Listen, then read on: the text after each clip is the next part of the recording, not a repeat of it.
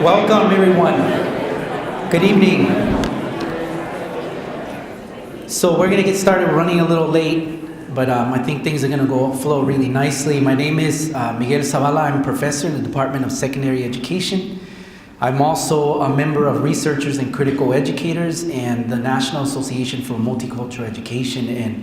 And this is the second annual Diversity Forum. For those of you who attended the forum last year, we focused on the theme on race, why race and culture matters. The theme for this forum is Unequal by Design, Schooling the Poor and Students of Color in Today's Public Schools and Universities.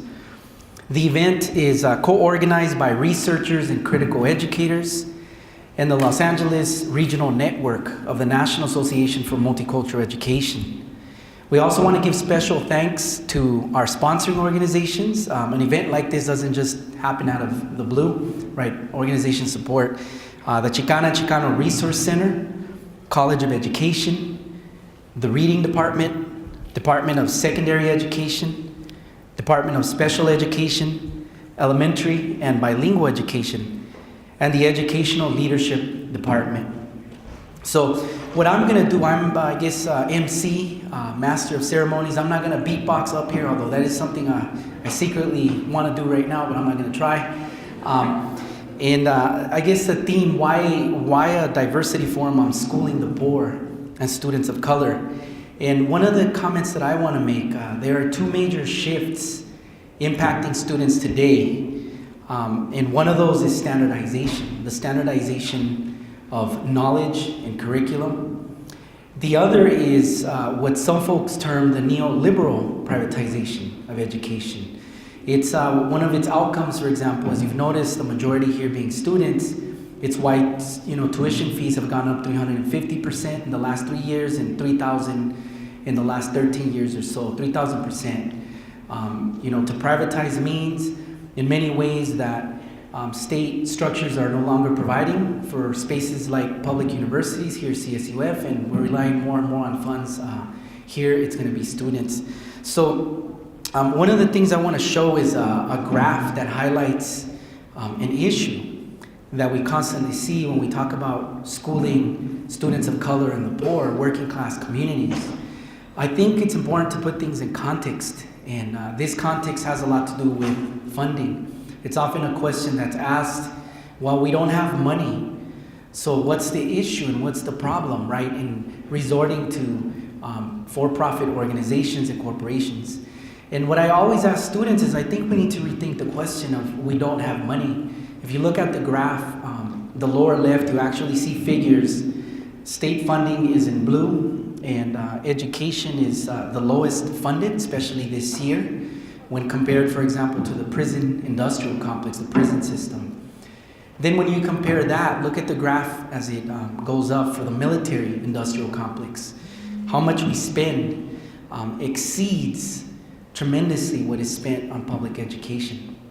And then there's that thing called the corporate bailout. What happened with the banks, the crisis, and somehow the federal government in the trillions, lower estimates is about 4 trillion, higher estimates are at 7-point-something trillion, were used to bail out banks. So I always use graphs like these to have us think, when we are questioning and asking, where do we get funds from? Well, my question is, where do funds go in the existing tax structure that we have?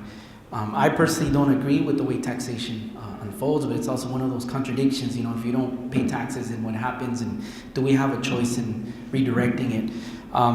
So why a diversity forum, right? And I think it's important to begin with teachers' lives and their narratives and their stories. And I want to share some of the stories from teachers who are actually in my classes. And what is it like to work under what currently is this wave to standardize, and also what is it like to work under the neoliberal privatization that's undergoing right now with public education. I have those narratives in my laptop, so I'm going to move from here and read them off of my screen, but then I'm going to come back. So here are some of the stories, right, from teachers. This one I labeled on standardization, lack of critical thinking. As a fourth-year teacher, I can now easily see the harm standardized testing is causing to our students. They cannot free write in their English classes. They must have a prompt and a handout with sentence frames. Students do not have the ability to think on their own and produce something authentic. Standardized testing has caused students to just become familiar with information for the sake of recognizing it on the state test. There is no time to form ideas in class and to arrive at one's own conclusion. This is obvious when students panic when teachers ask them, "What do you think? What do you think this means?" Students automatically want a multiple choice option. And yet another teacher on standardization and the process of intensification and stress that's happening. One of the best English teachers on our campus just came to me in dismay over her 10-year-old son's state test scores. She readily admits that he needs help in reading and writing, and she has been tearing her hair out trying to tutor him. Likewise, she is perfectly aware of the fact that the scores do not accurately measure what he does or doesn't know. Due to the state tests, her son is now constantly stressed over any and all test situations. She is overtly stressed trying to help him, yet frustrated when he doesn't improve, and his teacher is caught in the middle. And this one I titled On Privatization, Exclusion, and some maybe perhaps a resegregation that's taking place. I do not agree with the privatization of public services only because it seems we are returning to the age of segregation. This time, we would be segregating students with special needs, English learners, and students who cannot afford the tuition costs of private institutions. Thus, these institutions promote the segregation of students who need the most help and support from schools. I also do not agree with the privatization because business seems to be gaining the most out of this without giving us as much back as they claim or are supposed to. And one of the things that caught my attention in students' responses is this idea that when we try to understand inequality, something our keynote, and I'll introduce our keynote and how we're going to structure the forum today, is that we perhaps are missing the mark in seeing things structurally, and then we begin to revert to what's called blaming the victim. So I read, unfortunately, we are in a political era where we blame the victim. If people are living in poverty, then conventional wisdom holds that it is their choice, their fault. If they would just work harder, move to a better town, push their children to do better in school, then they wouldn't be poor. I really thought the recent recession would change people's attitudes about the poor, unemployed, and underemployed. I thought people would begin to see how our system is unfair, unbalanced, and really based on luck. So I share these stories because I think, we all have stories that tie in to the very theme of, what we're proposing here.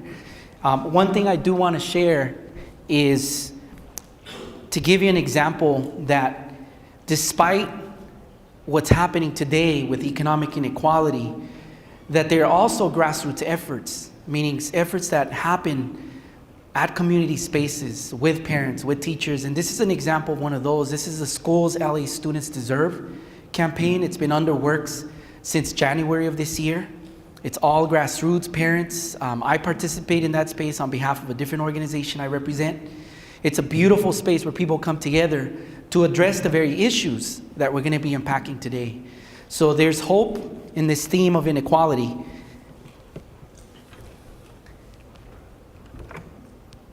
So the forum goals, because there are goals I want to leave you with, is one, to engage in a dialogue on pressing issues. Two, listen and learn from Dr. Au's talk and struggle in other spaces and places. I think some questions to ponder are how does standardization and neoliberal privatization impact students differently? That is, how do they impact the poor and working class students of color? So before we get to Dr. Au and my introduction, he's our keynote for today. We have some spoken word taking place today. And I don't think you all saw that in the script of the flyer. So it's an idea. The idea for this diversity forum came originally out of the course that myself, Dr. Henning, and Dr. Chavez teach with the Department of Secondary Education, teaching diverse student populations in secondary schools. As part and parcel of this course, Students are asked to share their own experiences around issues of race, culture, disability, sexual orientation, language, and identity, as well as listen to their classmates' stories. In Dr. Henning's version of the course, students are exposed early on to many different examples of spoken word as one possible avenue for giving voice to these experiences. Then midway through the semester, they are given the assignment of writing and performing their own spoken word piece, along with the theme of I Am From, based on the poem by George Ella Leone. They are given a template that they are welcome to adhere to, but are also encouraged to break out of the template and go for broke with their own version. The result is what you will see next. 5 students sharing us in a heartfelt and dynamic fashion where they are from. So, our first performer coming to the mic is Beth Wangler. Let's hear it for Beth, everybody.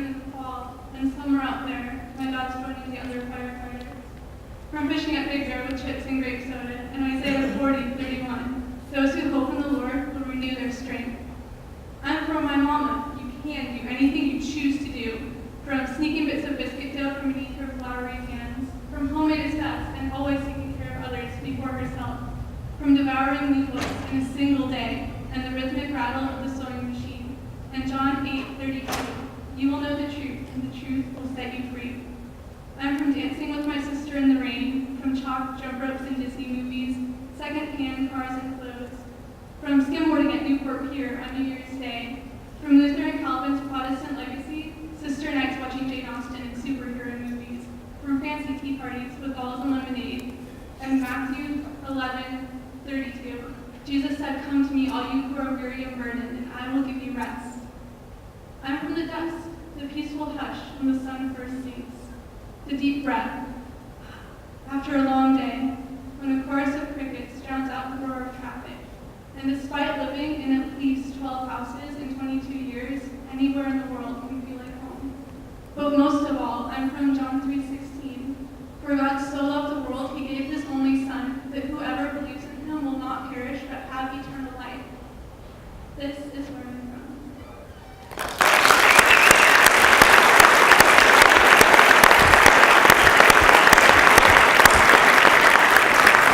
And our second performer coming up to the mic is Sasanka Mudalige.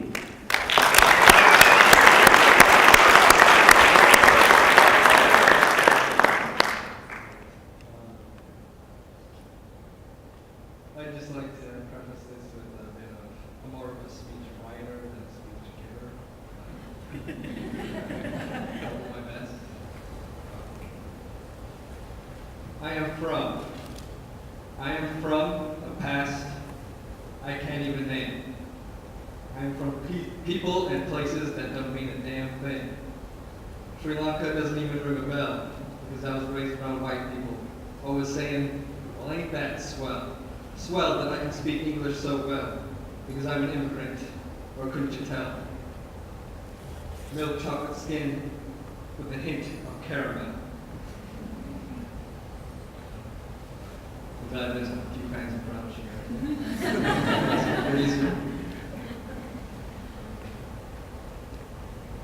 All right. Brought here to the States, greeted by gleaming golden gates, branded with the words of our great nation. American enculturation, Asian anti-assimilation, cultural disintegration, white boy acclamation. A product, only labels, pack it up, ship it off, slap a barcode on this shit, clean up on aisles 2, 3, and 6. Because believe me, if I was born here, I would be preaching this little bit. But let me break it down further. It's a try.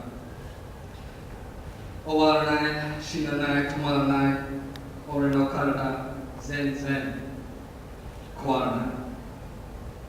Kono michi ni ikanai.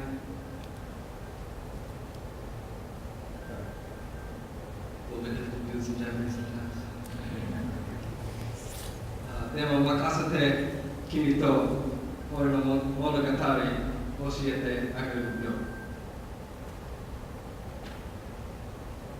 My life story is born from my past.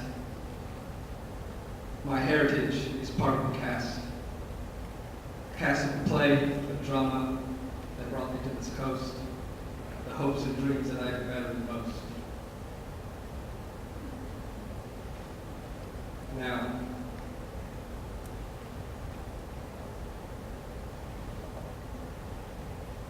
I really tried to do this. I try to shrug off Right, I tried to shrug off my past, try to shrug off my culture, my past, where I've been, but I'm still proud to be Sri Lankan, to be Asian, even if only by the color of my skin. Because if you ask me what I am, I'll tell you, American. Now, like I said before, I'm a speaker, I'm a writer, not a speaker. So, my life story isn't quite over. The beginning is finished, but there are still some missing sections. The middle and end have only a few sparse mentions. So, I ask all of you, please grab a paper and pen, a quill, some ink, and a typewriter pen. Do a rough draft, quick write, a grammar check or two. Fill these pages with stories of me and you. Thank you.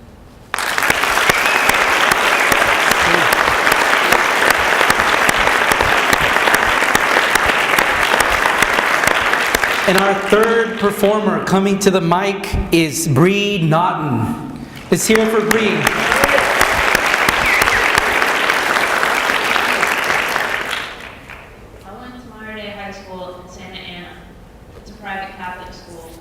So I've heard most of it in whispers from parents and students at other schools. Girls end up pregnant there. That's where the spoiled rich kids go. It's a recruiter school. I can't tell you about that version of my day because that wasn't the high school I went to. The high school I went to was a family tradition. All my aunts and uncles were previous graduates, and my parents' first date was their senior prom. Where I went, free dress, mini jeans, and a school-loaded shirt. But only when the principal said so. The rest of the time, it was the uniform. I am filled with pride every time I just think about where I went. The high school I went to was just like yours. I had the teachers everyone wanted and those who avoid like a plague. I had the students who got senioritis their sophomore years. I had the passing periods where going to one's locker and stepping onto a battle arena. The high school I went to probably wasn't like yours at all. Prayer was said every morning and every afternoon as a student body.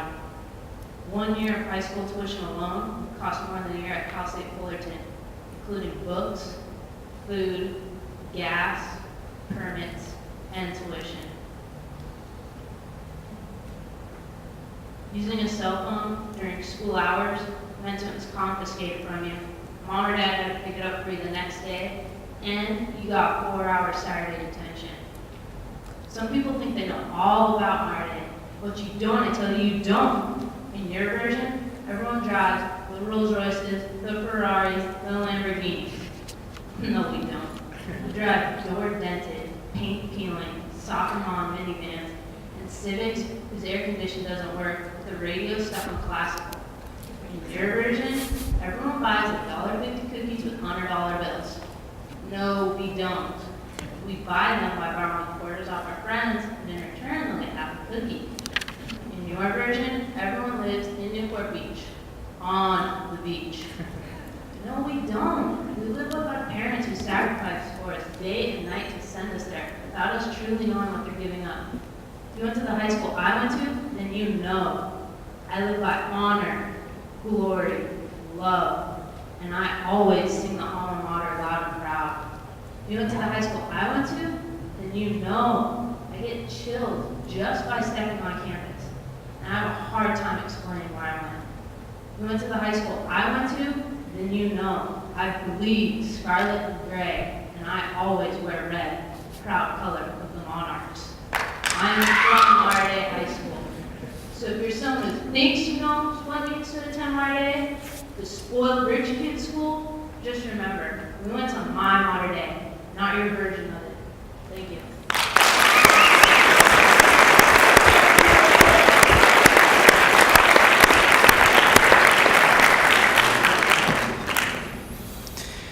And our fourth performer coming up to the mic is Eric Godoy. Let's hear it for Eric.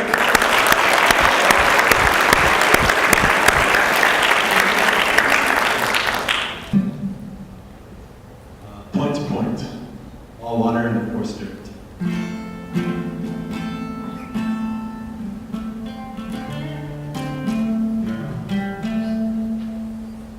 come from the shifting of suburbs. Slap spiked fences and never-ending commotion.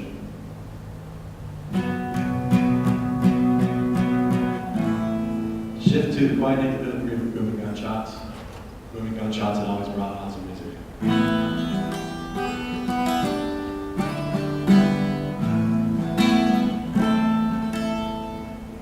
So California born and Earth raised.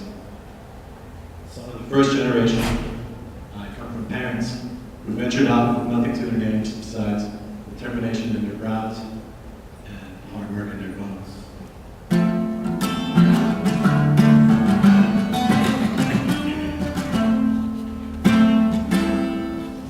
Come from smack in the face. Smack in the face that says, go on, if I can do it, so can you a million times.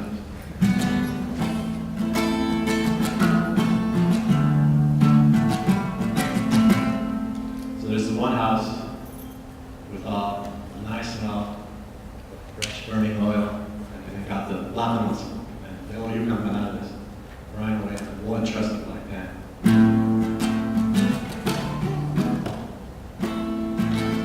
Then there's that other house, countless guitars at every corner. Like the constant reassurances and encouragement that always scream, I can do and be anything I want to.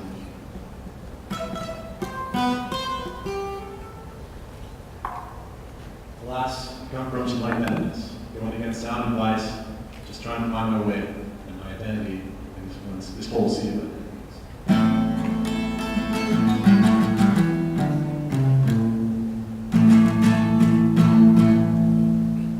But no matter what, my continuous journey from point to point reminds me that I come from a very own superheroes.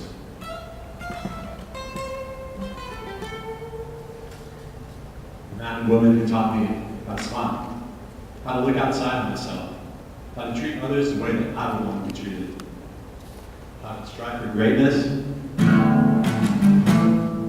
Pretty much just how to live. Thank you.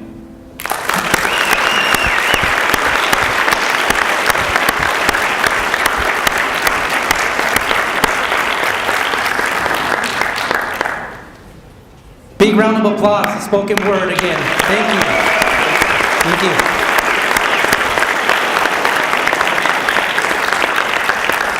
There's nothing like bringing students. We can be up here as academics and faculty, but it's not the same thing. And I'm not going to beatbox, not after these great performances. So I'm going to introduce our keynote.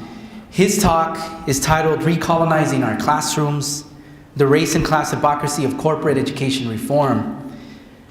Dr. WayneAu is an associate professor at the University of Washington, Bethel, and an editor for the social justice education magazine, Rethinking Schools, a former public high school history and language arts teacher. Au's work focuses broadly on teaching for social justice, multicultural education, and critical educational theory. Most recently, his work is focused on the race and class implications of high-stakes testing and other aspects of corporate education reform. Following Dr. WayneAu's talk will be an open mic Q&A. So let's hear it, a big round of applause for Dr. WayneAu.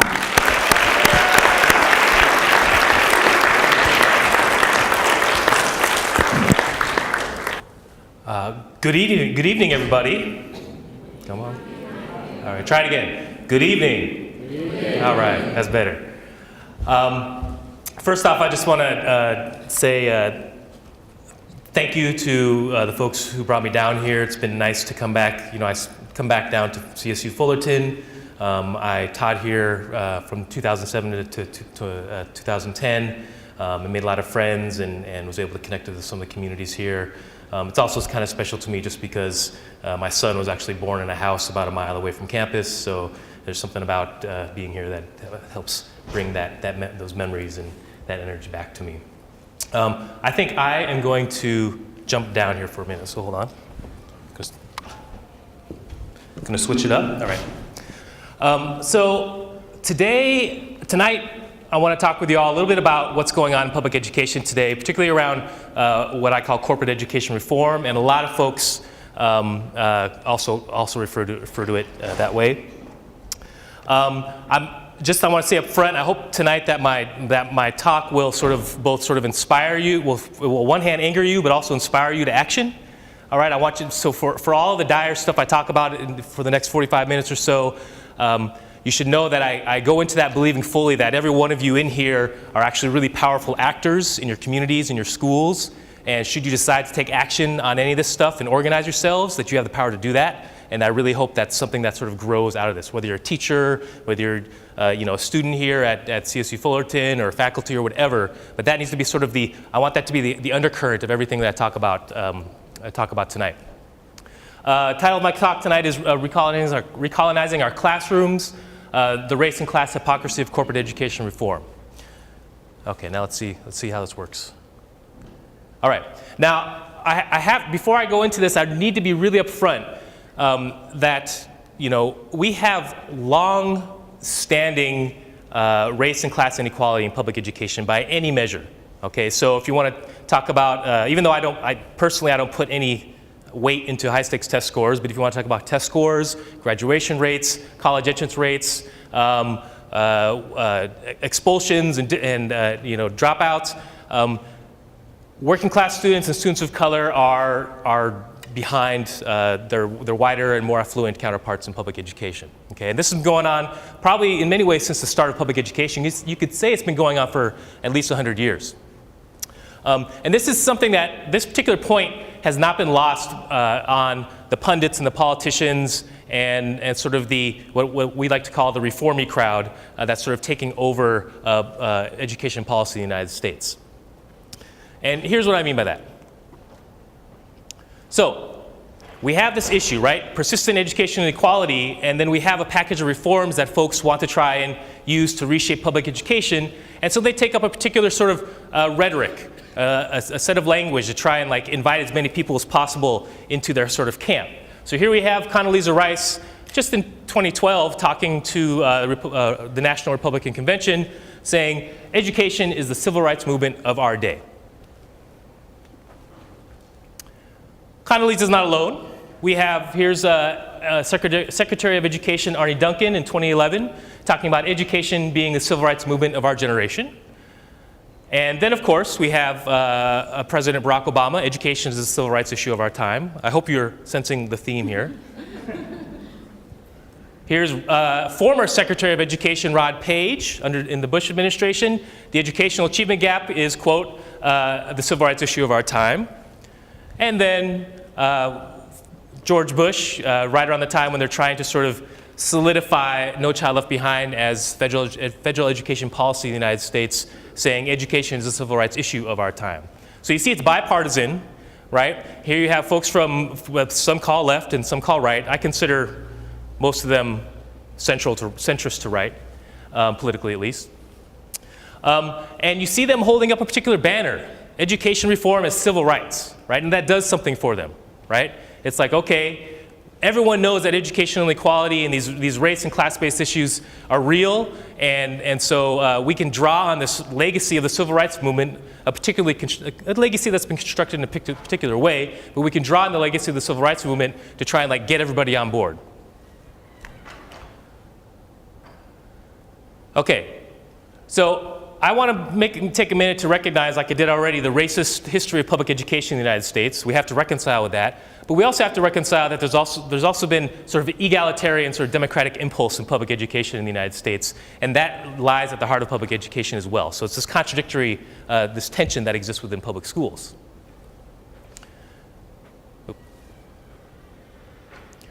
But I want to at least suggest that we raise an eyebrow at the consistency of the rhetoric coming from both sides of the political aisle. When it comes to, for all of the fighting that we see in the United States government, magically, just about everyone agrees on public education, right? They won't agree on taxes or health care or anything else, but public education, everybody's on board. And here's what's happened. Everyone's rallied against public school teachers, okay? This is public enemy number one right now. All right, you'll often hear the sort of the political line of this. Well, you'll hear this. Well, everyone knows that the public school teacher is the most important factor in a student's achievement, right? You'll hear speeches everywhere from Arne Duncan and Obama. Now, here's the thing about that statement. It's sort of true, okay? And I'm just going to take this aside to sort of hopefully make sure you all can go out and be educated whenever you hear that statement. The research says that public school teachers are the most important in-school factor in a student's achievement, okay? But guess what? In-school factors only account for maybe, 35% of a student's achievement. Everything else is non-school factors: poverty, joblessness, instability in home, lack of health care, those kind of things, all right? So make sure when you go out in the world and you hear someone say that, you got to correct them. So here we go. We have the civil rights banner being held, and we have our enemy named, teachers. And so it's time to launch sort of a flotilla of education reforms in the United States. There's more to the reform package that's going on right now than this, but these are the ones I'm going to highlight tonight. Charter schools, a broad one that I'm calling the deprofessionalization of teaching. To me, this includes alternative credentials like Teach for America, attacks on teachers' unions, attacks on university-based teacher education, okay? And the whole thing about teachers being forced to teach scripted curriculum to teach the tests. So, really taking teaching, which should be a profession, and deprofessionalizing it, okay? Making it a technical operation that just about anyone can do, supposedly at least. The other big piece of current education reform movements, obviously, are high-stakes standardized tests, and increasingly being used to evaluate students, to evaluate teaching and learning. All right. The model for evaluating teachers is called value-added measurement. I'll talk about that for a brief moment in a bit, though. And then also increasingly we're seeing right now school closings. Okay. Now here's the thing. I refer to what's going on right now as corporate education reform, very specifically, not just education reform. Because you know what? I want education reform. Okay, but my set of education reforms that I want to advocate for are very different than what's being sent down the pipeline right now from the government and from foundations and wealthy elites. So I call it corporate education reform. And here's what corporate education reform looks like. It sees public education as a private business, okay? And the whole idea is that it's all about individual competition in a deregulated market, right? Schools competing against schools, okay? Teachers competing against teachers. Students competing against students, for that matter, right? Who gets the highest ranking? It sees students as products. It sees teachers as laborers. It sees schools as businesses, right? And in this system, good schools, quote unquote good schools, produce high test scores and draw more customers / students, right? And quote unquote bad schools produce low test scores, and then like a bad business, they're supposed to close, okay? Now, the logics of this are important to understand, and this is where the whole neoliberal thing the whole framing around neoliberalism comes in. The whole logics are predicated on deregulation and privatization. And one of the big assumptions is that it assumes that competition is best for human and educational development. Okay? But in the process of doing it, people tend to gloss some things, right? A system of that kind of competition, we kind of forget, oh, if you have winners, guess what? Winners require having losers. All right? And losing in this case could mean losing a job, teachers getting fired, schools getting closed. Okay, losing has serious consequences here, okay? Closing schools. People tend to forget that closing schools means exploding entire communities, right? It's like displacing communities.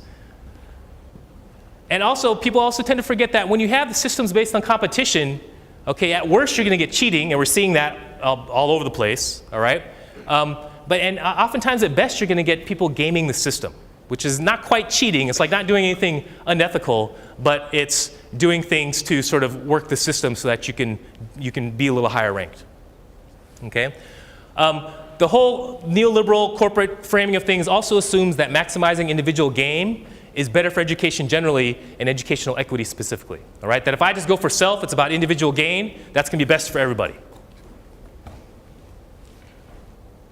So what I want to do tonight is to pose some questions, some critical questions around this, okay?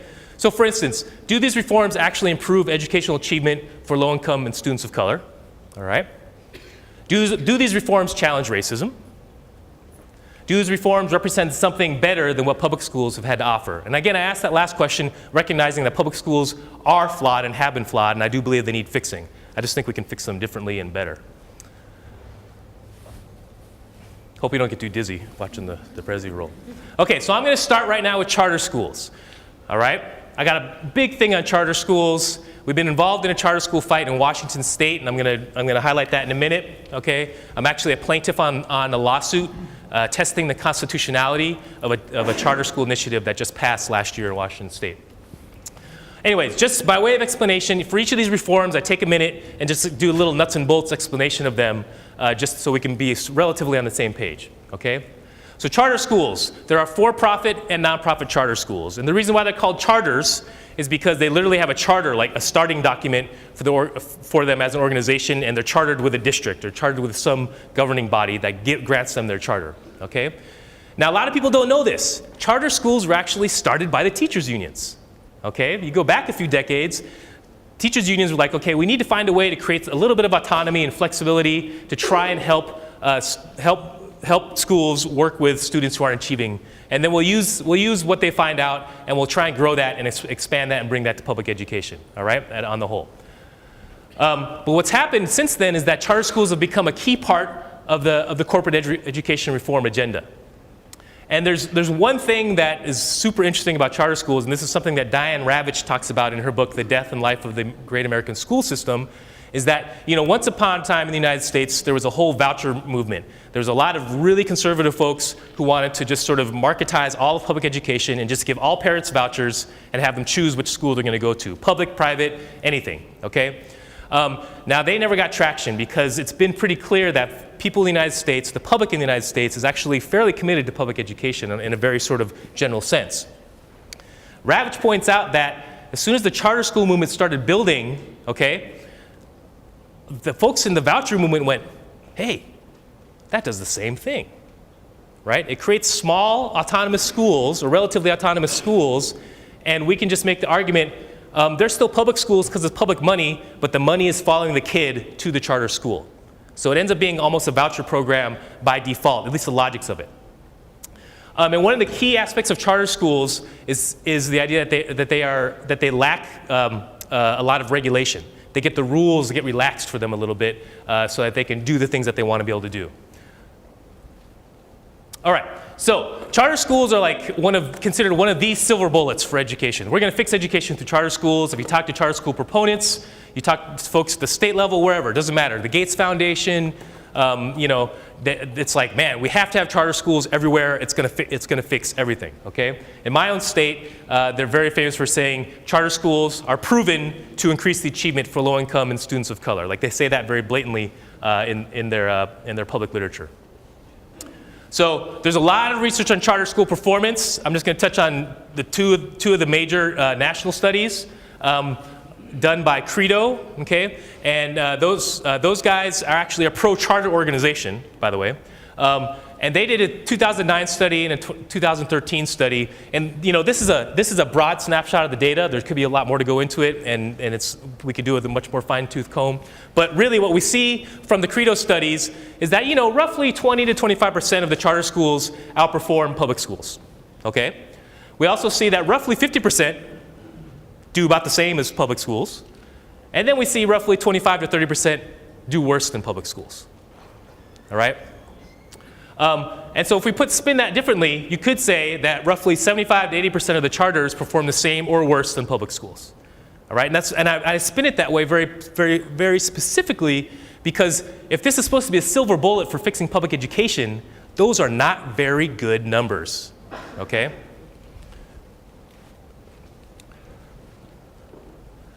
Now here's something else that's going on with charter schools, all right? We're seeing with the deregulation, the relaxed rules around charter schools, the lack of oversight, we're seeing them, they're controlling their enrollment in very particular ways. You gotta understand, this is a system where test scores mean everything. And so the charter schools have a vested interest in showing that they get the best test scores. One of the ways to do that is to control who gets into the charter schools. Now, legally, they cannot be selective about their students. They're taking public money, which means they have to take the public. They have to take everybody, right? Officially by the rules. But the problem is that is not happening, okay? So what we're seeing is charter schools doing selective enrollment, and one way, and there's a whole list of ways that they do it, okay? There's the charter schools where applications are available for just a few hours a year, right? So you have to be on the right list, you have to know when it's going on, have to go get it, and that's the only period of time that you can get the application. Lengthy application forms, okay, that are usually in English only, all right? Asking for student report cards from previous institutions, having students and parents write essays, using test scores as a way to help determine enrollment, asking for a child's disciplinary records as a way to sift, okay? Requiring medical records, requiring teacher recommendations, having students take entrance exams, okay? And even though the federal government cannot legally require it right now, there are charter schools requiring students to bring social security cards and birth certificates in order to enroll. Okay? Doing family interviews, developing academic prerequisites, and also requiring students to bring documentation of disabilities. Okay? And that disabilities one is a big one, and we're going to talk about that in a second. So this is like, you know, technically they're not saying no, you can't come here, but they can structure their enrollment activities in a way that starts to sift from the very beginning. So I'm going to take a minute to illustrate this and talk about Steve Perry, who's a principal. He's also an MSNBC education commentator, and he's become one of the sort of darlings of the education reform movement. Steve Perry is becoming very famous for just bashing teachers and teachers unions and bashing public education generally, all right? He's sort of in the crowd with like Michelle Rhee and who else? Cory Booker, Rahm Emanuel in Chicago. Like he's part of that crew. He's just becoming very famous for his work. And so he's the principal at Capitol Prep, okay, which is called a magnet school, but it's a charter school in Connecticut. And he boasts, we have a 100% college acceptance rate at Capitol Prep.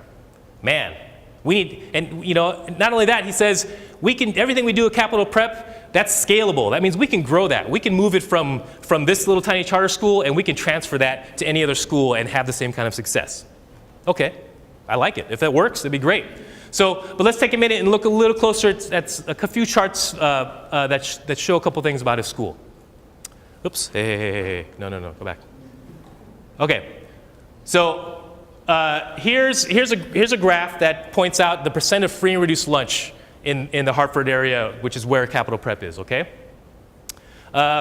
His Capitol Prep magnet school is in green, right? That's maybe about 45% free and reduced lunch, okay? So notice, so he's doing really good, right? 100% college entrance, but he certainly has a lot less low-income students than the surrounding schools in his area. A lot less, sometimes 50% less, okay? What about students with disabilities at Capital Prep? Oh, there he is in green again. He's got about 5%. Look at everybody else. You want to be able to be successful and have good high test scores and send everyone off to college? That's another way to do it. Get rid of the harder to teach students. Get rid of the students that need more resources maybe to do well in school, and get rid of the students that traditionally have not done well on the tests. And this one is serious. This is happening, the stuff about the lack of students with disabilities in charter schools is happening nationwide. All over Connecticut, Chicago, New Orleans. I just read an article just yesterday about Oakland schools and the charter schools in Oakland. There's a chain, I think it's American Indian charter schools. It's a chain of 3 charter schools, boasts some of the highest test scores in the Oakland area. Some of the highest test scores compared to the public schools. They have 1,200 students, so 1,200 students across the 3 campuses. Guess how many students with disabilities they have? 12. Okay? So, we can do it. We can do it. Just have to get rid of all the riffraff, and then you can have high scoring. Okay, so here's Capital Prep and the percentage of English language learners. All right. Oh, here. We'll go to it. We'll go to it. Hey, go back. Okay. So now here's the other thing. Not only are we seeing the selective enrollment, actually the term for that is called creaming, by the way. When you take the cream off the top, okay, that's how you can raise your test scores. We're also seeing high rates of attrition at a lot of charter schools. So here's Steve Perry's charter school, okay. His class of 2011 had a 35% attrition rate. His class of 2010, 36%. Class of 2009, 14%. All right? That's another really great way to raise your test scores and get everyone to college. Is just make sure that the students who don't do well or don't fit into your school either disappear or expelled or whatever, right? However you want to name it, okay? If they're not there, they can't take the test, right? If they can't take the test, they can't pull the score down, all right? Now this is also happening. A lot of people love the KIPP schools, right? The Knowledge is Power program. I can't remember what the second P stands for. KIPP schools are like a highly regimented, like super disciplinary school model. Students have to be, it's all framed around like behavioralist style of discipline, right? But they're, and they claim to have this incredible rate of students getting to college. Same thing. Huge attrition rates, okay? It's one of those little sort of dastardly secrets that kind of lies behind some of these really highly successful charters. And that's for me personally now. Whenever I hear, you see in the news, this charter is amazing, does all this stuff. The first thing you should do is start to ask these questions, all right? So in some places, there's another issue going on with charter schools and discipline. Related to attrition, and it's where you're seeing suspensions and expulsions at really high rates compared to the school districts, okay? Happening in Chicago and Connecticut, okay, for instance. And as we know from the research, students of color are always suspended and expelled at higher rates than white students. Always, okay? But here's the thing. Suspensions increase the likelihood of dropping out. And there's research, okay, that points to suspensions and expulsion. It increases the likelihood of a student coming into contact with the juvenile justice system by 3 times, by 300%, okay, the year after they've been suspended or expelled, all right? And so I firmly believe that charter schools actually are contributing to the schools to prison pipeline, okay? They're losing their kids, they're expelling their kids, and then we know what happens when that happens. That increases the likelihood of them getting caught up in the justice system. Now, I want to take us back to Washington State. Now, Washington State is one of the last states to hold out on charter school policy. It was only last November, when there was an initiative on the board of Washington State for the public got to vote for whether or not we could have charter schools there.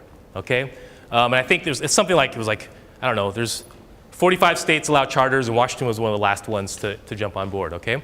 So in Washington, we have the initiative state, just like you guys have propositions down here, right, for better and worse. These policies go up to public vote. And so there was a whole campaign, right, to get folks to vote yes on the charter school initiative in Washington state. The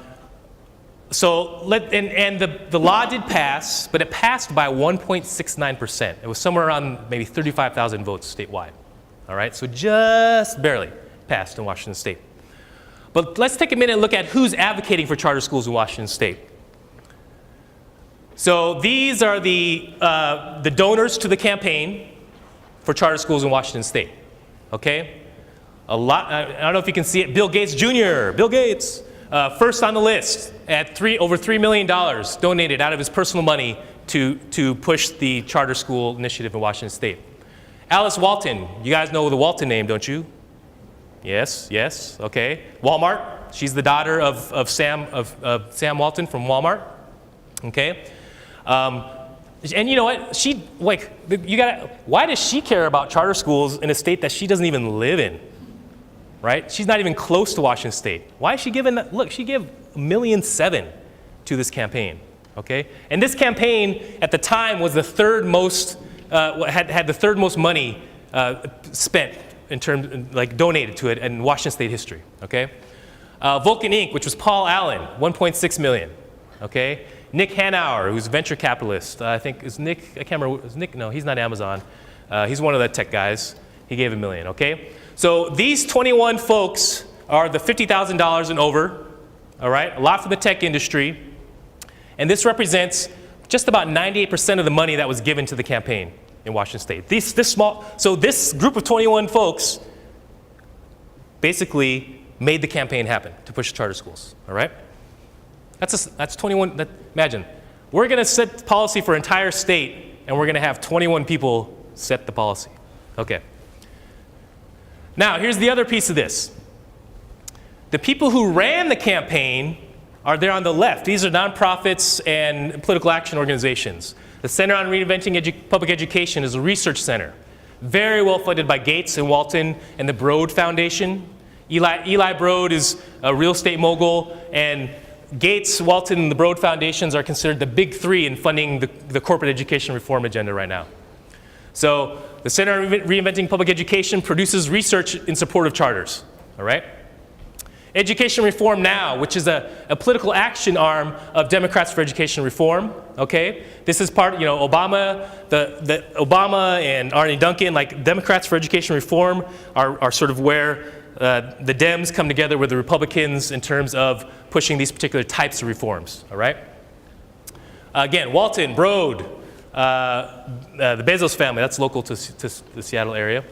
League of Education Voters, okay, another nonprofit foundation. So these guys on the left are the ones who actually coordinated the campaign. They had the meetings, they did the strategy sessions, they helped set up the TV commercials and everything that you do for when you try and do a campaign. That's what these guys did. And look, they're all funded by these foundations, right? So let's put it all together. Now, you might have a hard time seeing this. Do I have a pointer here? Does it work? Ooh, you can't even see the pointer. Okay, look in the middle of the circle. That is the Yes on 1240 campaign. So that's the actual campaign, okay? Now, if you look around this inner circle, those are all the donors that I just showed you, okay? And then you also see the foundations on the outside. So what it is we have these very wealthy elites. All of them are white, by the way.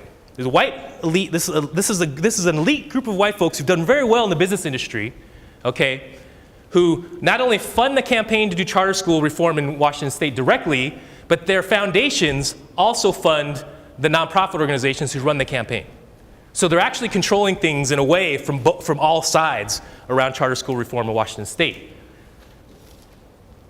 And I take issue with this, okay, not only because of the anti-democratic nature of it, but because of the race and class politics of it, all right?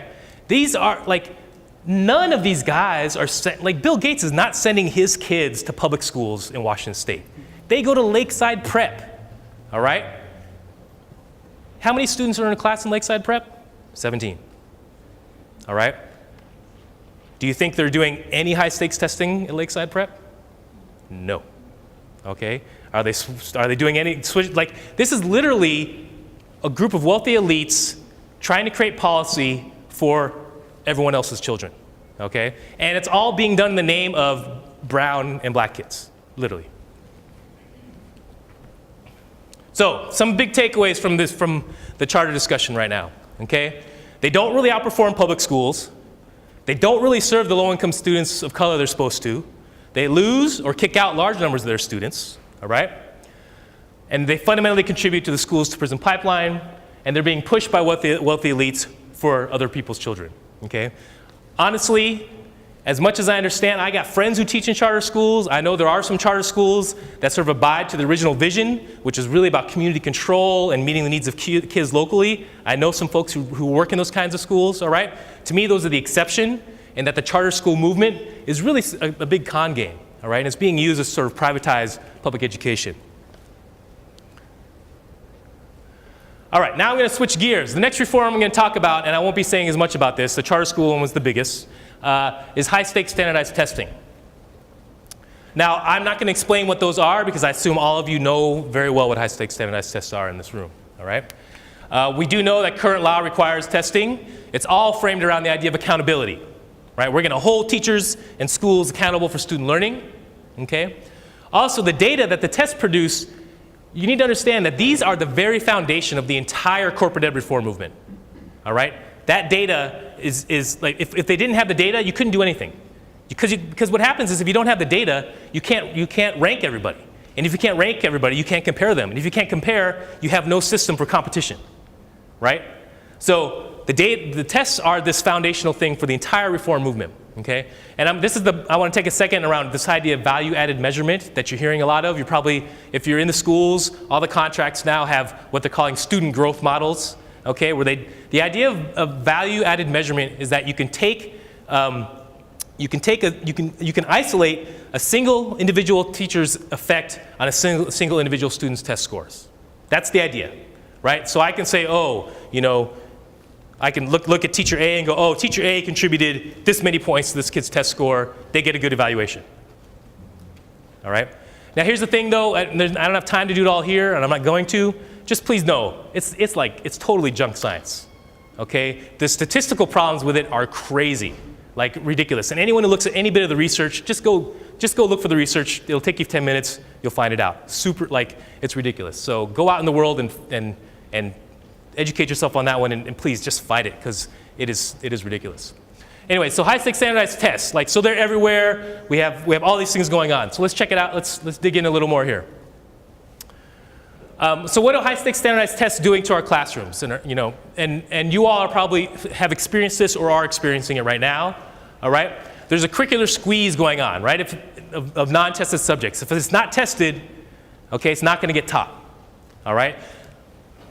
We're seeing in some places the disappearance of art and social studies and recess entirely, all right, particularly in the elementary grades, because the whole idea is to be, okay, we're only going to focus on mathematics and literacy, all right? We're seeing more teacher-centered instruction. We're seeing more scripted curriculum for low-performing schools.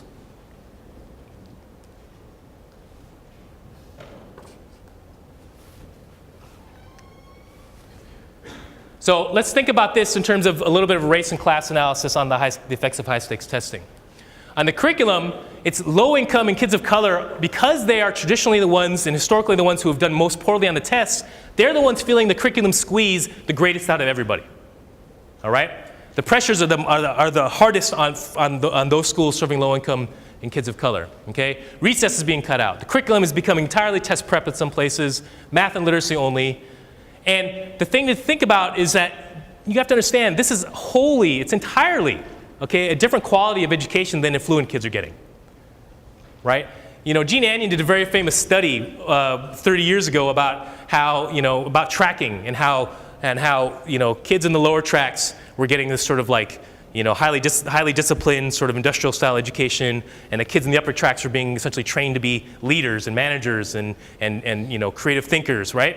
We're getting that now, but it's by whole schools, okay? Because the low income schools, the schools with low income kids of color are getting this massive test prep curriculum that's not training them to be leaders, okay?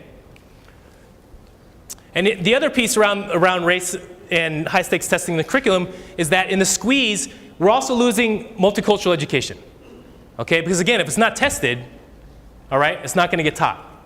Okay, so multicultural education provides a chance to create a curriculum that can connect to the students' lives, connect to their communities, help draw them into school, help draw them into the class, right?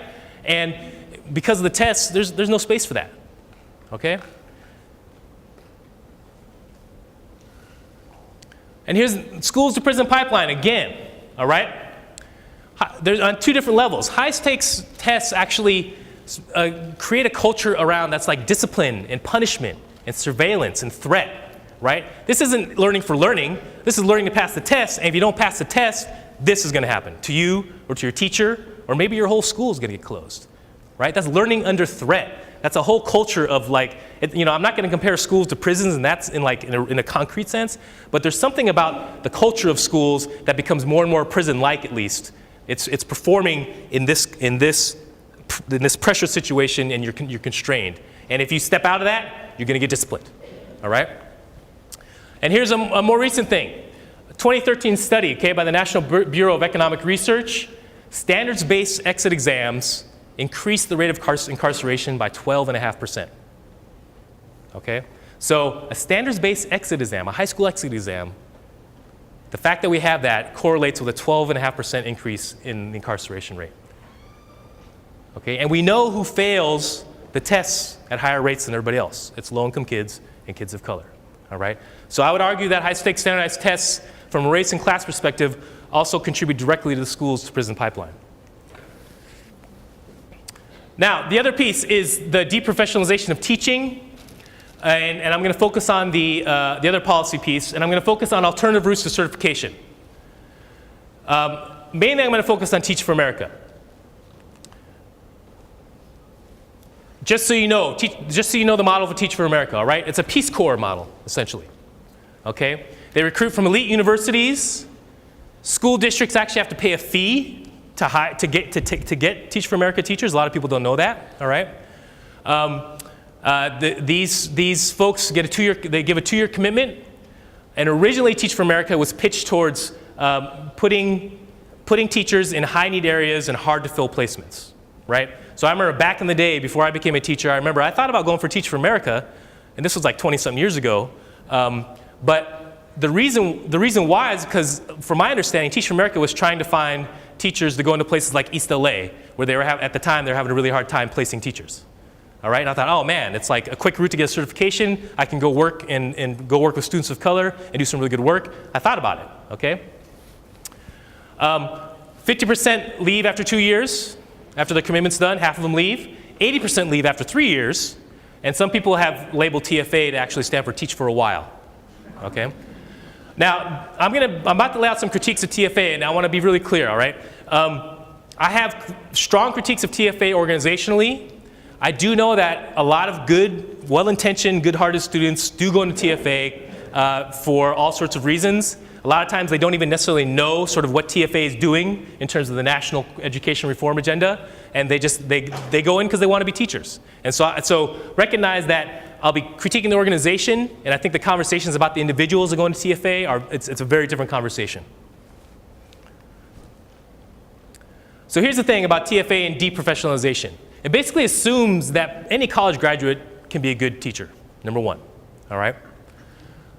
It also is on the assumption that current teachers are quote unquote dumb. I mean, I know you've heard, Artie Duncan's always saying, same with Obama, teachers come from the lowest 30% of college graduates, right? And I'm like, oh, what are you saying, And so TFA plays right into that because they only recruit from elite universities. These are the best of the best, and they're going to become teachers. Because the part that comes after that is because you all aren't the best of the best, and so we need to figure out we need to get some more of these guys in there, right? That's the message that gets relayed here.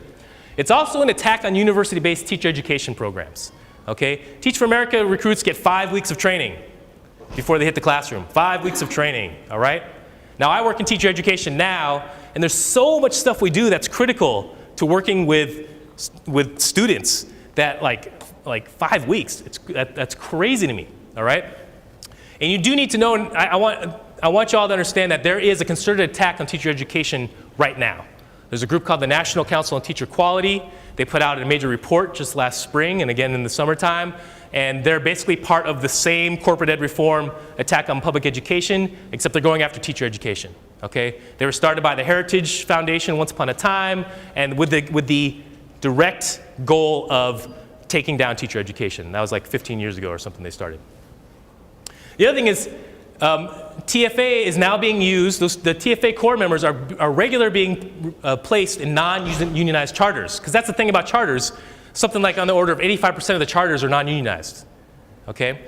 And so TFA becomes a great funneling place for those charters. Like, I mean, the charter schools become a great place to funnel Teach for America teachers, okay?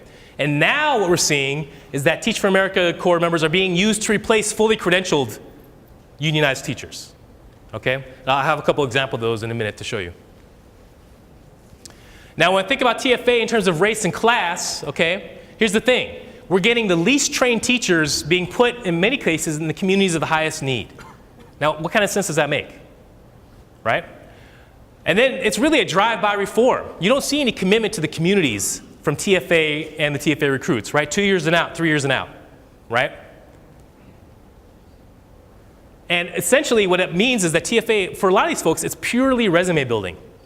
Right? I went and did my 2 years in public schools, and now I'm going off to, I think TFA even had an agreement with Goldman and Sachs around like doing something for folks who finished their TFA contract could start to move into the finance industry, all right? So it's like this mission, I mean, it's this resume building thing.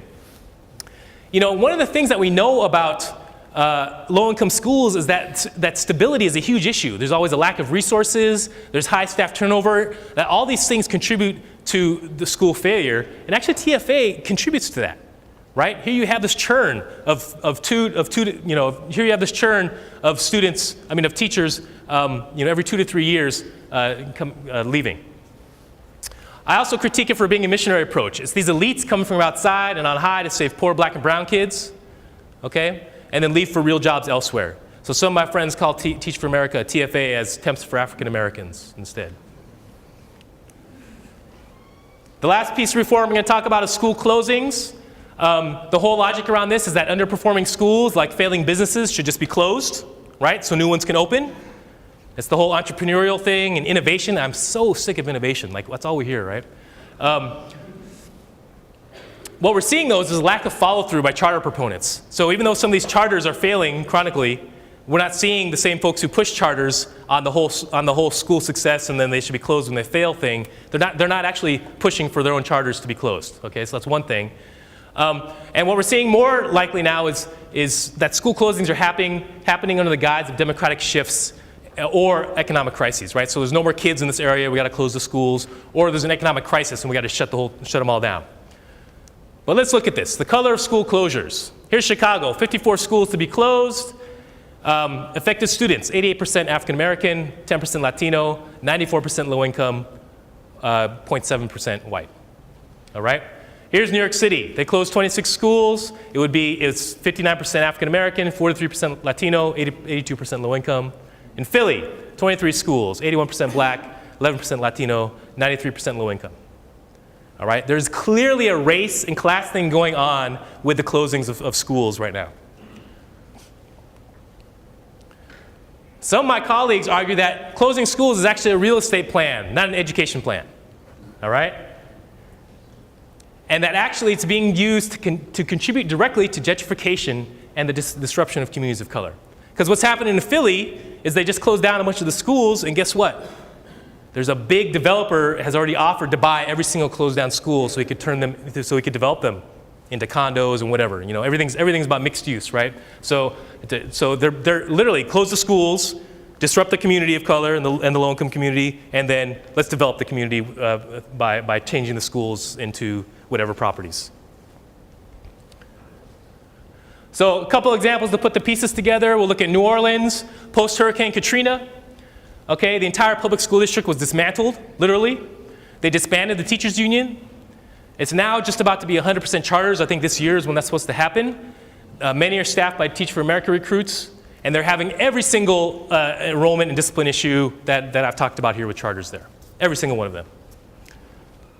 Chicago's another good example. Mayor Rahm Emanuel, he closed over 50 schools, laid off the teachers, and then a memo surfaced just a couple months ago, all right? He had plans to open about 50 new charter schools and literally named to staff those charter schools with Teach for America recruits, all right? So last point before I get to my quick conclusion. We have research on achievement and student identity, all right? I don't know if you all know about the Mexican American Studies program in Tucson, Arizona. There's a big fight about it. The conservatives in Arizona closed it down because they thought it was un-American, all right? There's a great documentary called Precious Knowledge, which if you haven't watched it, you need to watch it. And if you guys haven't done a showing here on campus, you should do a showing on campus. I'm sure you have. And it's an incredible program. It really reaches not just the Mexican American students, but a lot of the students in the Tucson schools, okay? But like I said, they were shut down, all right? But here's the thing. There were 2 studies done, formal studies. One by a group that was brought in by the district to try and prove that the program wasn't doing well, and another one done by some folks who support the program. And both of them actually saw very clear and significant correlations of students who are in the Mexican American Studies program and increasing their academic success, okay? Whether it was race, test scores, or moving on to graduation, all right? And these are programs that serve Latino students mainly, but they are open to everybody. Now, there's another recent study as well that showed that parents who helped instill a positive racial identity, okay, in their kids, in African American students, that actually helped those African American students mitigate the effects of racism that they were feeling in public schools, all right?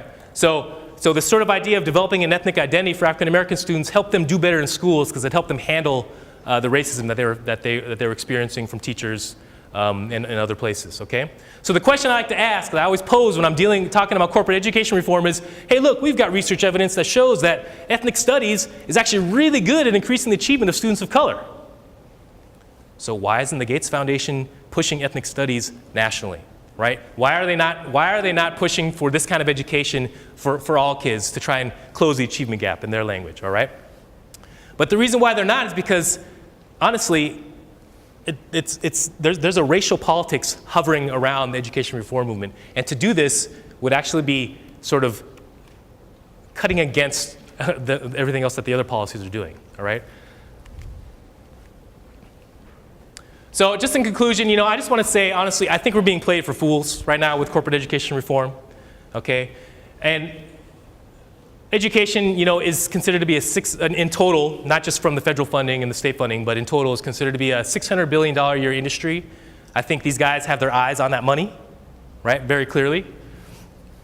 They want to marketize and privatize everything. And the 2 teachers unions, NEA and AFT, combined are the largest union in the country. And these guys, that's a prime apple for them to pick, right? They want to go after, get those teachers unions, okay? And also, we know from 30 years of research that poverty is still the strongest factor in student achievement. And in fact, in recent times, there's been so much more poverty in the United States now that there's research that actually shows that poverty is becoming more of a factor in educational achievement than race was. Like poverty is overtaking race in terms of educational achievement right now. And so, we know that, but the thing is, we're not, it's like that's off limits, okay? Somehow we're supposed to, we focus on teachers. Teachers is the enemy. We focus on this reform, that reform, when really we need to understand that education policy is economic policy, right? We can't separate the two, okay? But you see, to fix education, then what that implies is that to fix education would also mean that there would have to be, jobs in these communities for the parents and everyone else in the community, right? And that there might have to be everyone has access to health care, okay? That people need to be able to eat, all right? Like these are bigger social issues. And I think education, our resistance to this stuff needs to be wrapped in that. But honestly, like I started off at the beginning of my talk, I said I feel like you all, as depressing as my talk was or sort of feels, I'm still here and I'm doing it. There's fights happening all over the country, okay? There's parents resisting. Up in Seattle, we had teachers resisting the MAP tests up there, and that blew up into a national thing. Like, there's resistance, but the thing is, none of it will happen if we don't demand it, okay? So my final point is to say we just have to demand change. So, I'm going to end it right there, and let's open up the conversation. I think I've just hit the time mark anyways, so thank you.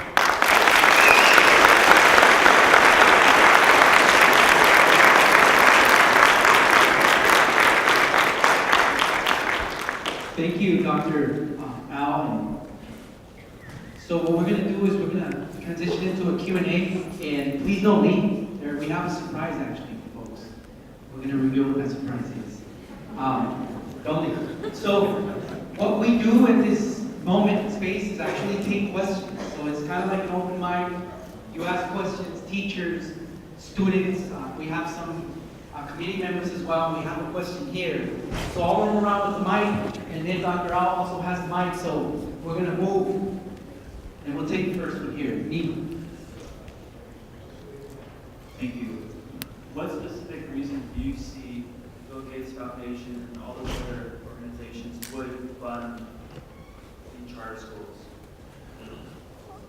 Okay, so yeah, so I see a wide range of reasons. So the foundation is filled with, it's a big foundation with a lot of folks.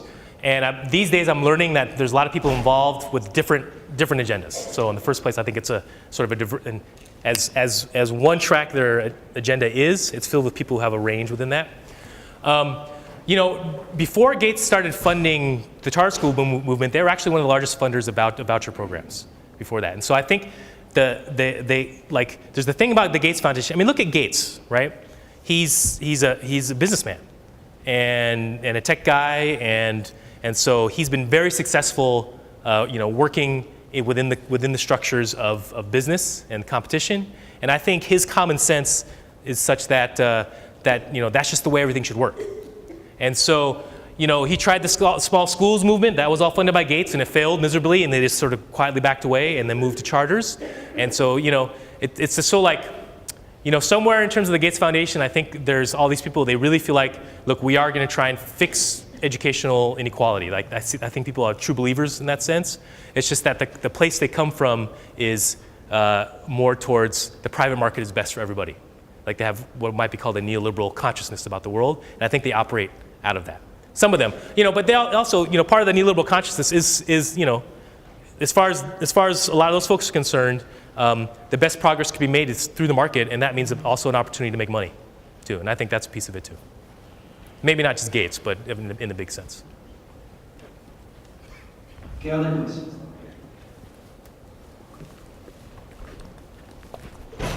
Can you talk a little bit about how this extends to higher education and not just K-12?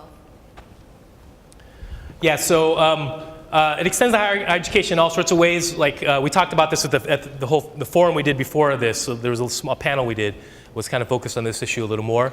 I would say the biggest way is within sort of the corporate ed reform idea, the worldview, is that private is better, and also the idea of having a small state. All right, you'll hear that all the time. The state's too big, too much taxes, too much government, right? Big government, right? And so people want small government. Well, part of that to me is the defunding of public institutions. So anything that's considered part of the commons, that's considered part of the public, okay? And so this like what we've been seeing in California like crazy, right? The 3,000%, what it was, the 3,000% increase in the last 13 years, whatever, in tuition. Like, you see the defunding of public education is to me the first step in that. And when I say public education in that sense, I mean P through higher ed. Total, utter defunding.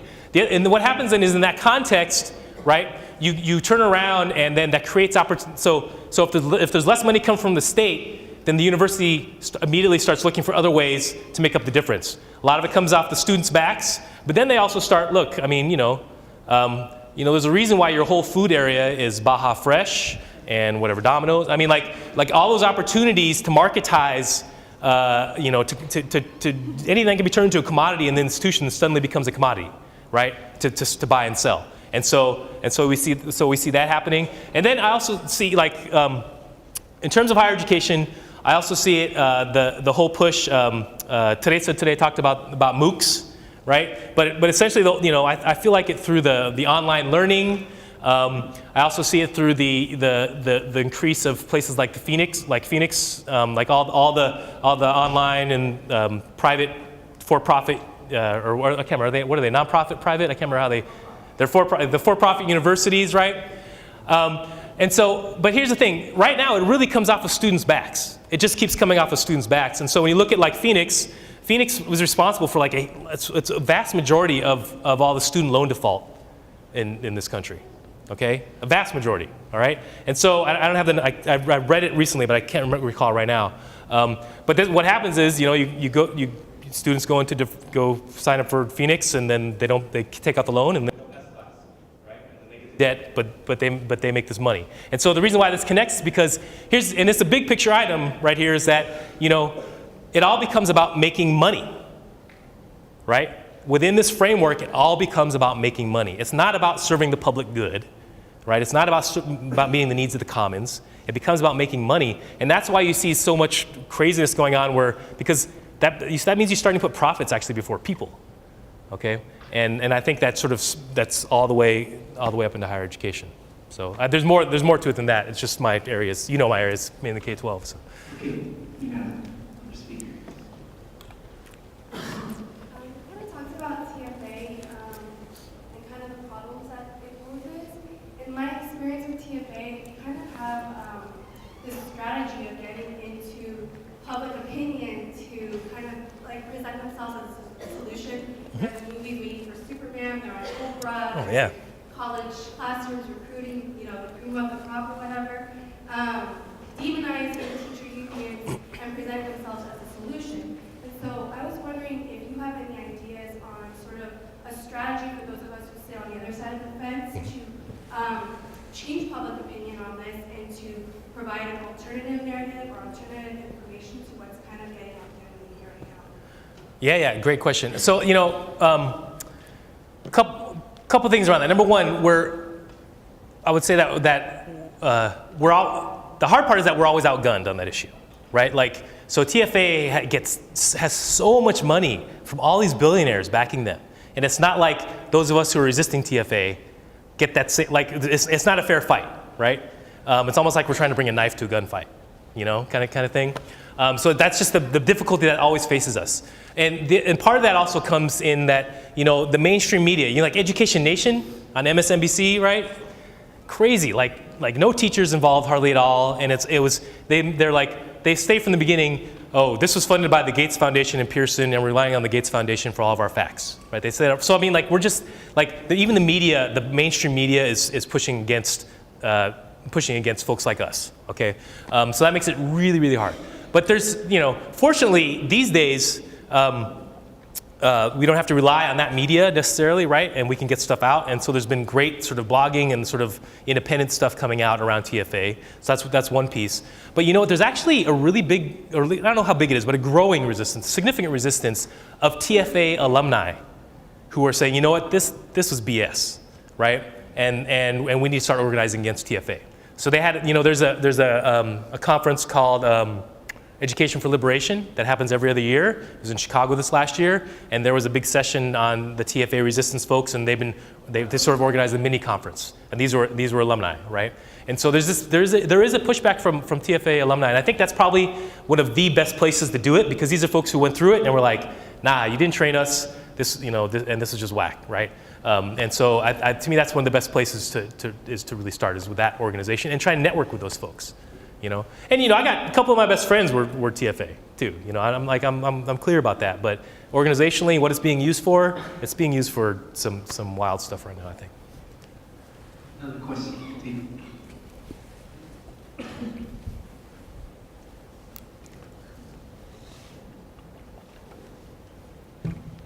Really quick. So I'm hoping to be a teacher by next year, and I just right wanted on. to know.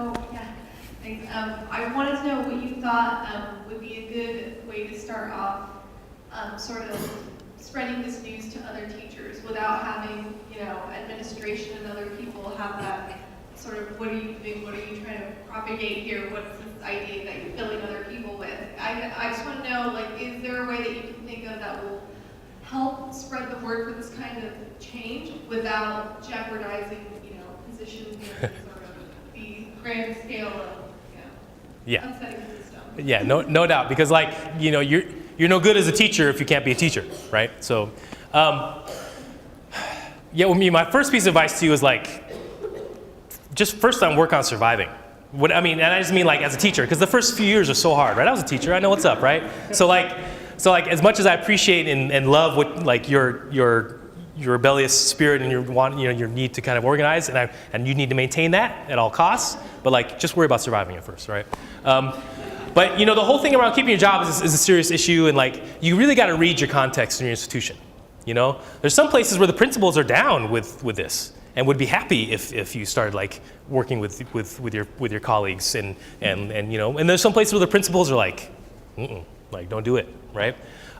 So my first thought, I always tell I do teacher ed now, and I always tell my students you need to go study your institutions first. Get there, find the allies, figure out the culture of the place, figure out where the limits are of the work that you can do, and then once you do that, just start doing the work. All right. I do a lot of work at Rethinking Schools. There are publications and networks of folks. So maybe you can't do the organizing at your school right now just because you don't know what the political situation is like. But you know what? Go head to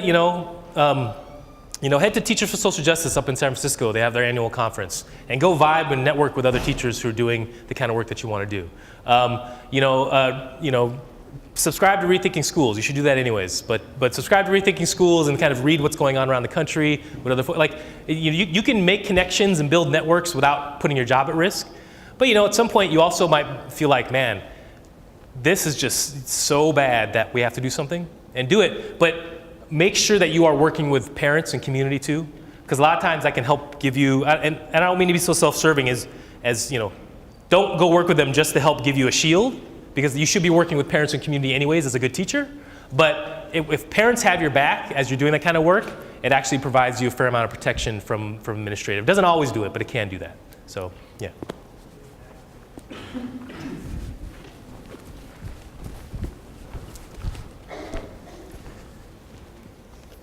Okay, so kind of bringing it back to the students.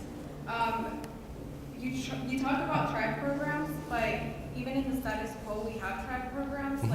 We have people with disabilities that they're marginalized, you can never see them. You have students that are in the college prep program, and then you have the AP students and honor students. So would a solution be for us to be able to actually have all students, regardless of their capabilities, and have teachers be trained to teach all sorts of students across the board, instead of having these track programs where these students never see each other, and only the only ones that actually survive that school system are the AP and the honor students? Short answer is yes, right? Really, we should have systems set up around that are based on inclusion, but that can do it and meet the needs of everybody. So I agree with you, right? That we do have tracking now.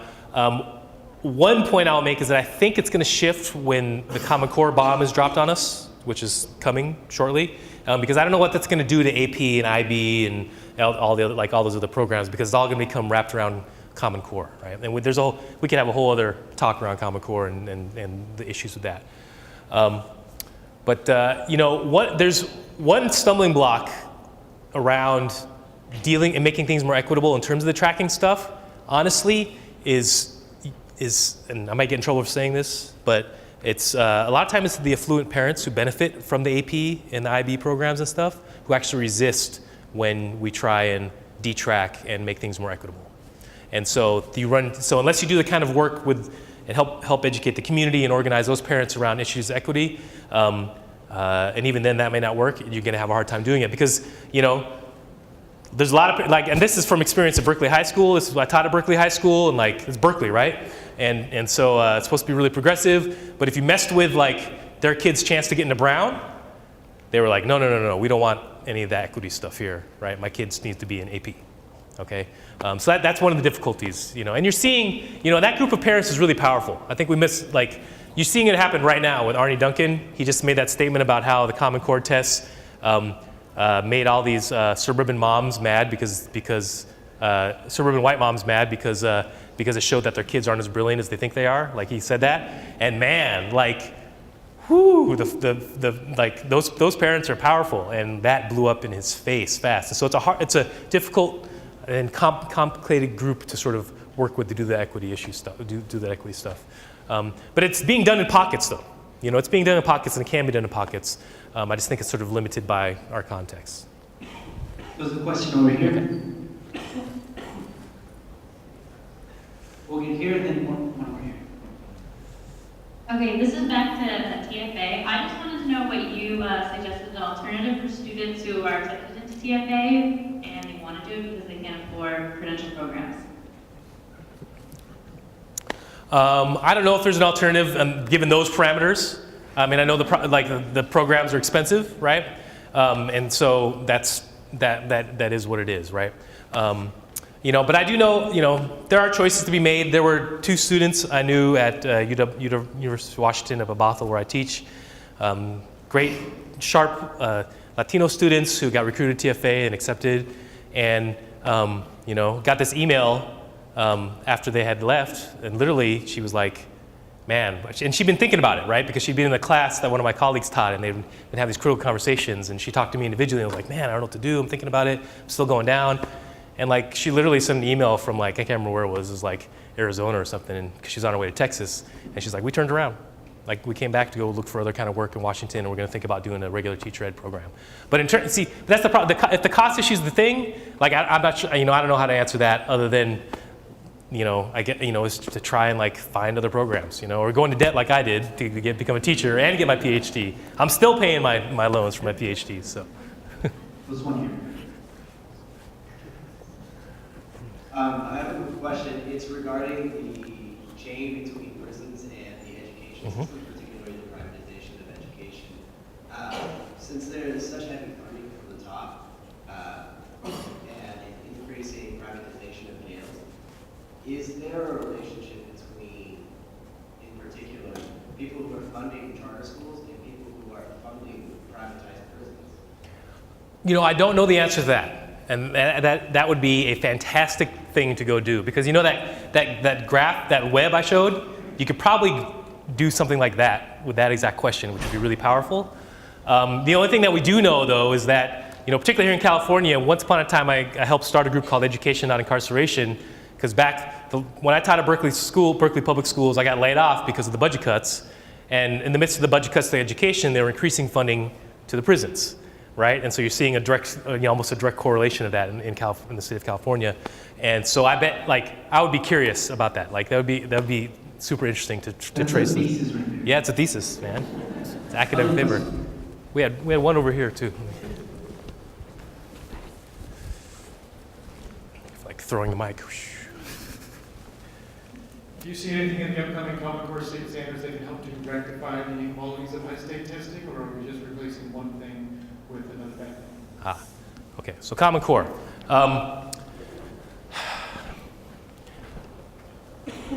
Given the history of the United States and the role of high-stakes testing and the role of standards, I think all we're going to get with Common Core is a new set of standards and a harder test with the same results. Okay? And that like, there's no reason, like, there's so many true believers around Common Core. There's so many people just on board. You can see the consensus they developed, right? It's the foundations and the business community. It's most of the Republicans except for the Tea Party folks, and then it's all the Democrats. It's like, if you think about it, both unions, NEA and AFT, right? And in some ways, in terms of education, it's like, oh, it looks like everybody's on board, right? And so like, there's a lot of support for it.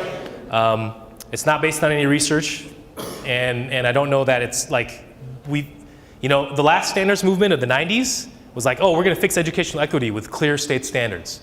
And then the test came, and then we got No Child Left Behind. And so I just have no reason to believe it's going to be any different, in part because, and this is someone from Smarter Balanced admitted this. Smarter Balanced is one of the coalitions that's doing the tests, developing one set of the tests for Common Core. He actually admitted in a forum in Seattle just last month that he doesn't think they have the test to actually test what they want to know for Common Core, like, accurately, right? So, you know, I think that I can't see it being anything different right now. I just think the conditions are there. Yeah. And honestly, when you think about the Common Core, I want to be clear, is like, there's no research that says higher standards will lead to higher achievement in terms of those kind of standards, codified standards in a state level or national level. There's certainly no research that says that those kind of standards will increase our competitiveness globally, right? You know, and I have a 3.5-year-old son, right? And you know, all the talk right now is, there's going to be it's K through 2 testing, right? Which we know cuts against everything. It cuts against everything we know about early childhood development, everything, right? But it's all aligned to Common Core, and that's what it's supposed to be. Like, so it's a really the Common Core stuff is deep and it's really complicated, and there's a whole, like, I just encourage you to just read everything you can from all directions and try and like wrap your heads around that in as complex a way as possible in terms of the Common Core. Okay, we'll take 2 more. I guess we'll do 1. And there's somebody out there. I just had a quick question, which was, you offered a lot of issues with education, especially with race and inequality. So my question to you is, how do we fix it? Because it's easy to point out everything that's wrong, but what would your opinion be, especially if you're a dad, if you have kids that are going to go through the education system? So what's that next step? Because as teachers, we want to do what's best for kids. Yep. Right? Right. So how do we help? You want to do what's best for kids, and a lot of the structures right now aren't letting you do that, too. So how do we get structures that provide what's best for kids? Yeah, you know, the problem is that the answer is almost as lofty as everything else, right? I really feel like teachers need to organize, right? I mean, I don't know if you kept track of what happened with the Chicago Teachers Union and their whole struggle for their contract. That was like them organizing with parents on community issues in addition, and kind of it should be our common sense, right? School issues are community issues, right? And teacher workplace conditions are, guess what? Your kids' learning conditions, right? The parents and teachers should be on the same page. And so it was because of that organizing around real solid community issues connected to school issues with the parents, not just having parents out on the picket line with you, but actually working with parents on issues that they want to, right? That they were able to sort of build this really strong coalition. And in the face of Mayor Emanuel, who's super corporate ed reform guy, they won, right? Massive, like the demonstrations were huge and they won. And it took that kind of effort to push back on Rahm Emanuel and that whole reform agenda, right? So I think that kind of organizing is really where it's at. But that's a whole I mean, the problem is you have to think about doing that on top of your already ridiculous workload as a teacher right now, right? That's asking a lot. You know, I mean, I got burnt out when I was public school teacher at Berkeley High School, and I was doing the organizing for education on incarceration, right?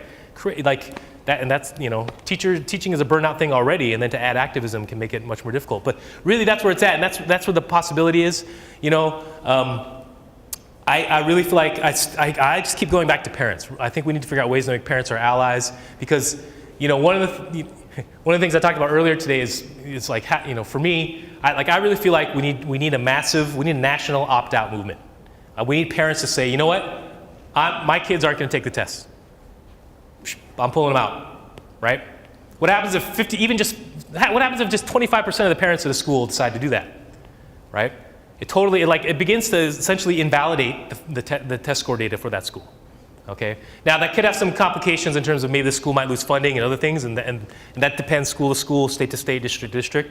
But you know, the entire machine runs on test scores. They need the data. The data is the juice for it. It's the gasoline for it, the fuel. And if you take that out, and it comes to a screeching halt, right? And so but again, that's organizing with parents around that, you know. And so I think, you know, in the very least, just trying to like build solidarity with your colleagues at your site. You know, helping, help be in conversation with parents about sort of, you know, what the education policy stuff is going on. But the first part of that is then also educating yourself on that too, and making sure you're connected. I mean, I know what keeps me going is like we started a Northwest Teaching for Social Justice conference in the Seattle and Portland area about 7 years ago. We did just our 7th one, and we get like 800 people now a year. And the thing about it is like it's a lot of work, but man, that's where we draw our energy, and we meet like-minded people who are at this school or this school, and like we get good curriculum. Like there's, you know, so it's trying to to build that community is sort of where I feel like it ends up ultimately being, and doing it wherever you can. It's not like your days aren't. It's not like you're not doing anything in the day, right? So just doing what you can when you can for now, but also keeping your eye open for when, just keep just looking for when the openings come and you can start to make it into something bigger. And that's all really. The big picture thing is we need to totally fund public education in the United States. We need to fix that. Right? We've never funded it. All this stuff about how we spend too much in education, I'm like, please. I mean, you saw Dr. Zavala's thing about military spending and versus education spending. I mean, so we've never really taken education funding seriously, and that's what I think we need to do. So, okay, last one. Question here. Just thinking about our first few years in the classroom, what ways can we kind of curb racism and lower just the differences in success in students and even the current environment? What ways would we be able to help students who are in low income, students of color, to succeed even in the midst of this, like practical? Unless you're in a school that's totally scripted curriculum, okay, which is the case for some places, but assuming you're not in that case, you're most powerful with the curriculum, right? Because you can develop a curriculum that connects with students' cultures and communities and draws them into the content, right? And across any subject. And if there's one thing to do in your classroom, I'd say, is do that, right? But that takes a lot. It's responsibility on you in terms of researching what does that mean, what does that look like, right? What resources are out there, I was a history and language arts teacher. It's a little easier. There's stuff. There's so much history stuff like the Zinn Education Project. It's a great curriculum website. Okay, it's about teaching U.S. history that from the view of the marginalized and oppressed in the United States. Right. So that's a curriculum that if you're working with kids from those communities, man, it's like you want to draw them in. Let's draw them in with content that's meaningful, right? And if there's one little thing to do, I would say is start with that. The other thing is teach them about the tests. It's so funny. Like the kids' most parents don't understand the history of the tests. Most teachers don't understand the history of high stakes testing and stuff in this country and what the functions of it are and what the issues are. I think it's really good to teach kids about that stuff, right? Teach them about the origins of tracking. Make it relevant to them to understand their condition better, because that actually makes them a little more empowered. And that's what that research on ethnic studies was actually about, right? It's like these kids had a politicized consciousness about understanding how power worked in this country. They had studied education, all this kind of stuff, and that helped them sort of place themselves in that context and figure out where their power was. So the curriculum is where I would start if you can. All right, let's give another round of applause to Dr.